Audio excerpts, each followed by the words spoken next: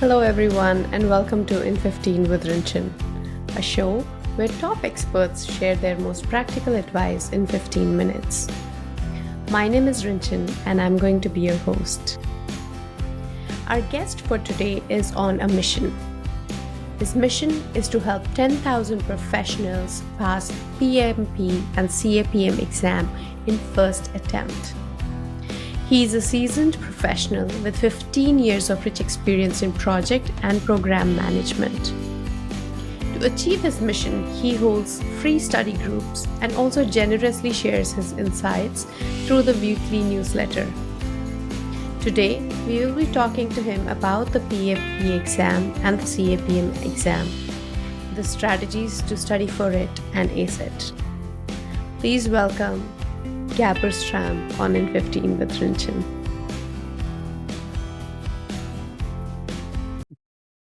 Hello, Gabor, and welcome to In 15 with Rinchin.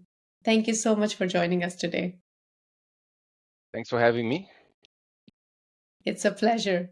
So, as we know, Gabor is on a mission to help 10,000 people clear their PMP and CAPM certifications in 8 weeks.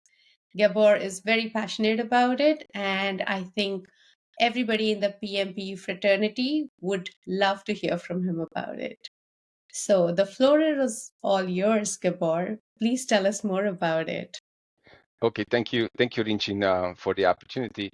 Well, so the idea of the 8 weeks plan is going back to my experience because I was a long-standing exam taker.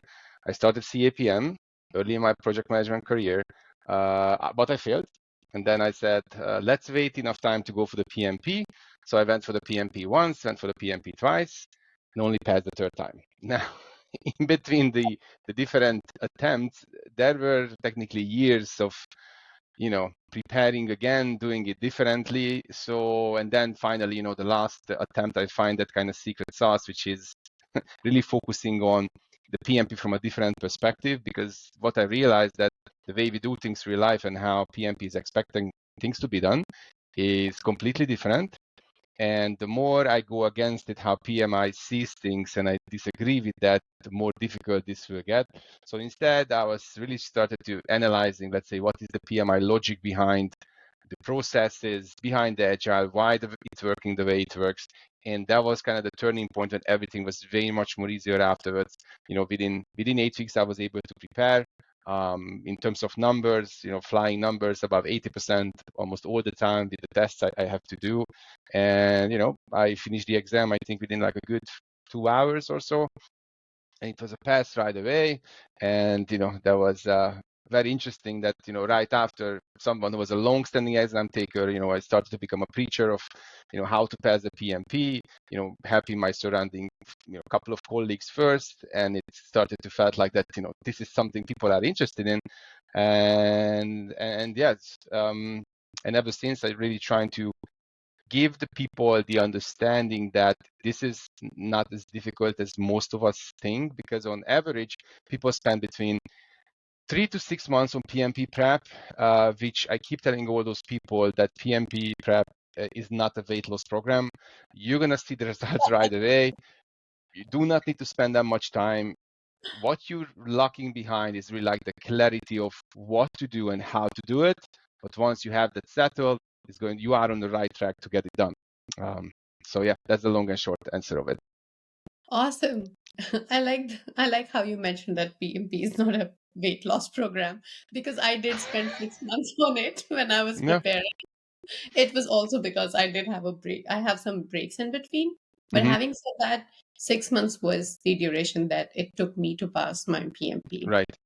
Um, Right. there are a lot of people that I see who are moving their careers to project management, and they are also trying to, as a first step, clear their PMP or CAPM. Yep. Do you also recommend the 8-week program to them? Oh, well, technically that is applicable for both CAPMs and PMPs as well, because at the end of the day, what we need to realize, especially with the PMP, that the PMP is a reverse engineering. Now, what I mean by that, that normally we go to school, we start working, and we know what to do. Now, since project management is experience driven, I would say we need to really reverse engineer it, because even just to apply, you need to have the experience. So I would say that 8 weeks applies to CAPMs as well, even though CAPMs are more focused on the concept level, even though questions started to be more and more difficult. But the same principle applies, even though the PMP is 3-4 times more difficult than a CAPM. But since CAPM and a PMP is the most leading certification in project management, well, unfortunately, everyone else is behind, or fortunately, I don't know. But at the moment, the only certificate which got the worldwide recognition in project management is the CAPM and the PMP. All the others are simply just 5 to 10 years behind, I would say. That's right. And I also hear that the format of PMP keeps, it obviously keeps changing. And when I attempted it, it was 2021. That year itself, it had moved heavily towards agile. Mm-hmm. So, what is the difference that you have been observing in the pattern of the paper, or the kind of questions that arise, which was, and how that has evolved over the last few years that you've been Right, looking at it? right. So since Agile was introduced, it is also kind of changed. What is very interesting about the exam, and that's why I go back to the clarity question. So we don't know the passing rate, and nobody does, because PMI do not tell it to anyone. So I was in the past 15 years, PMI do not tell it to anyone. There are people who put, interesting information into Quora, into Reddit, even on LinkedIn. Oh, I just did 60% and I passed. Those people are obviously very lucky, but since we don't know, we don't have a real number, there's no mark, even though any of the products you take in terms of mock test simulators, almost all of them are marked at least 75% mark or an 80% mark. And that's just because that's the experience. Really, again, if you flip the script and say the higher I score, the likelihood that I pass is also higher. That can be um, a really great experience. I mean, looking at it from a different perspective will make your life easier, because we don't know the passing rate, but we do know how the questions will look like. Now, again, how do I know? Am I a guru of this, or am I going to get, I don't know, leaked questions from someone from under the desk or something like that?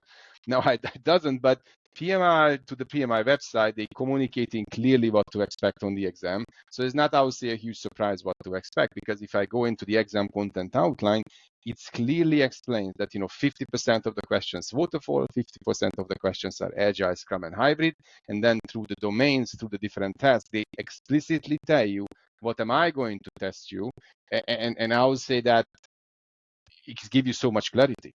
And what I'm telling to everyone, even on my weekly study groups as well, which are happening every week, is that you should start there to get some clarity, where people will go, I need this book, this course, that boot camp, and then they just, in a collecting kind of mode of, I need this, I need everything here. But you do not need that many things, because if I go to a boot camp or getting an online course or getting a preparation book, I mean, all these three are exactly the same. So why on earth you need all of them? You just need to stick to one which is really fits for you. I mean, if you are more like a reading person, go and get a book. If you're a visual learner, go and get a online course. But I hear a success story of you or someone else, yeah, that will work for me as well. And I would say even though we are project managers, we not necessarily think this through in the beginning. Let's say, let's plan this out. Let's do a little bit of research on this, research on that. So yeah, it's all about the clarity. PMI giving you very clear information what to expect. The exam completely evolved. So for example, people, so the time when you did 2021, that was the last time when it changed by January, by introducing more agile. Then when Penbook 7 was introduced, even though the outline did not change. So we are at the mode at the moment that there might be a change in, I would say, maybe 2025, because normally PMI keeps the format for about 4 or 5 years sometimes, even though they started to make some recruits for Penbook 8, so that might coming later on.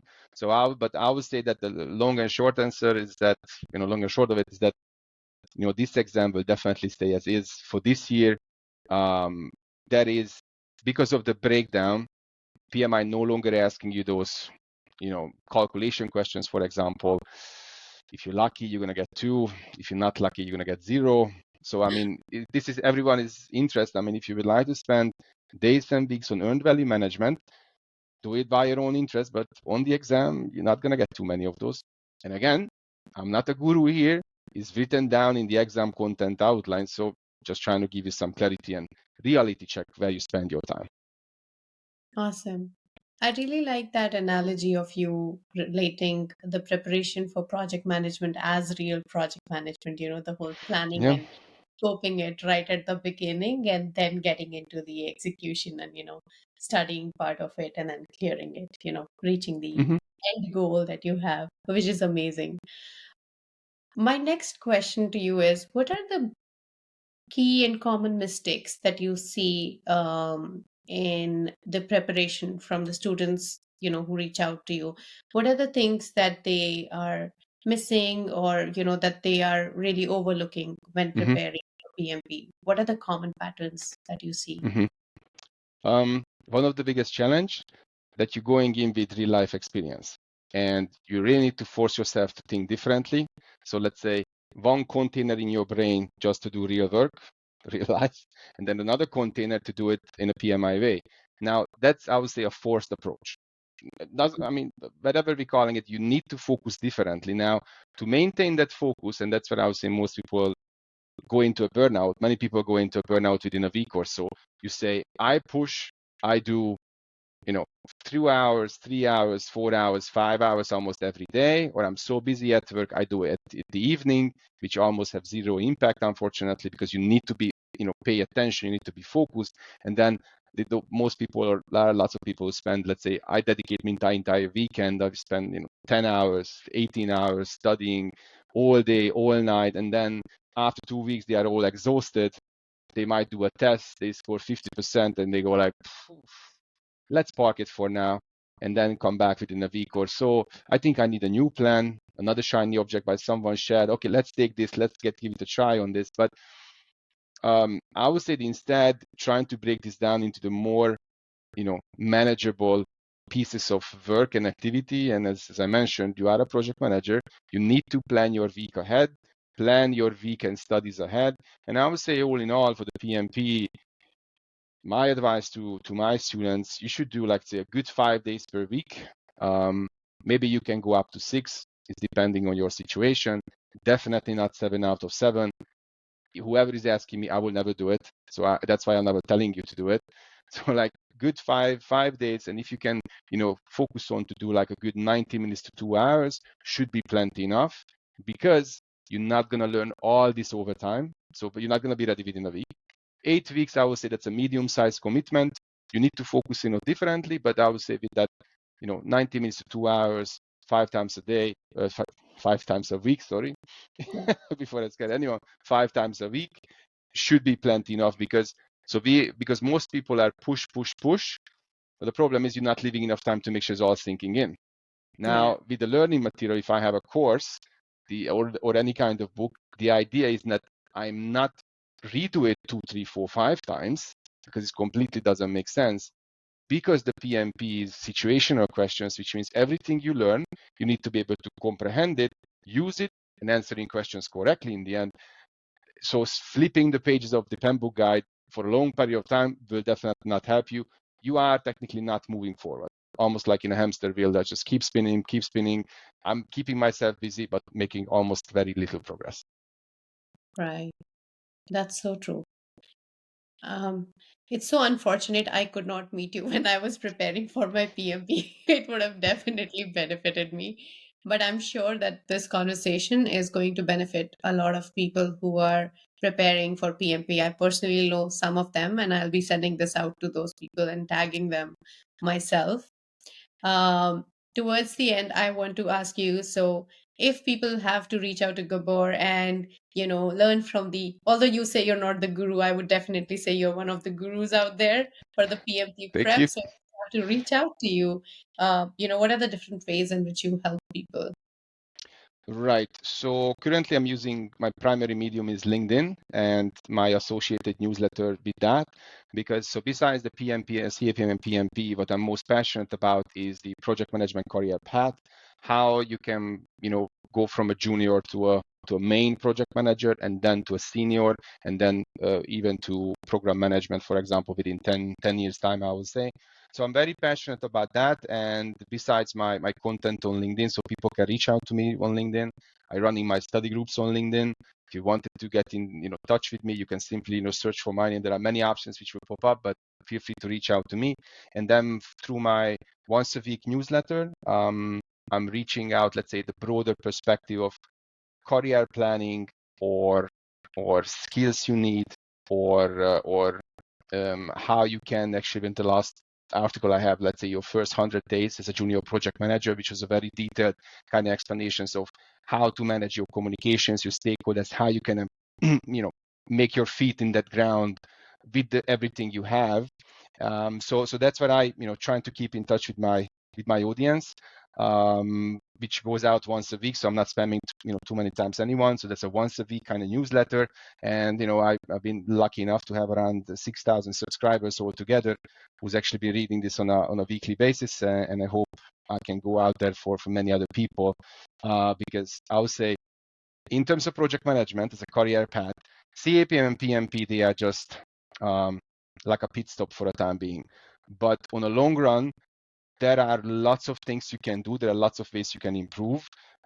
Project management requires many different skills, from leadership, from technical project management. And what I mean by that, scheduling, managing projects, let's say, for example, doing top-down or bottom-up estimates on a day-to-day basis, and then the communications, all those traits and soft skills.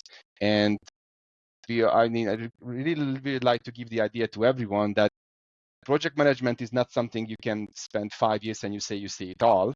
It is eventually, an up and down. So, I do remember within my 15 years, the first 9 years, I got only 3 projects. Was anything wrong with that? There wasn't. But that time, we were doing so much big projects, so waterfall heavy, structured, planned approaches. Whereas nowadays, we're doing so many, adaptive or agile projects where even within a year you do 2, 3, 4, 5, or even 10 of them. So I would say that is changed, but so as the role, so as the areas where you can be improving. So that's how I try to give some more hint to my audience, that after 5 years, do not give up on project management. There's still lots of things to learn. That's awesome. It has been amazing talking to you, Gabor, and I think the audience is going to take away a lot of key lessons. Irrespective, they can also reach out to you on LinkedIn and, also subscribe to your newsletter, which is amazing. I'm subscribed to it. I love it. And and yeah, and all the posts that we keep reading about you. It's great to have someone like you out there who is helping people, especially, at this juncture where having a certification means a stepping stone in their career. And you are doing a great job at reaching towards your mission. Thank you so much for being here on In 15 with Rinchin Gabor. I truly appreciate it. Thank you, Rinchi. My pleasure. Awesome. Bye, Gabor. Bye-bye.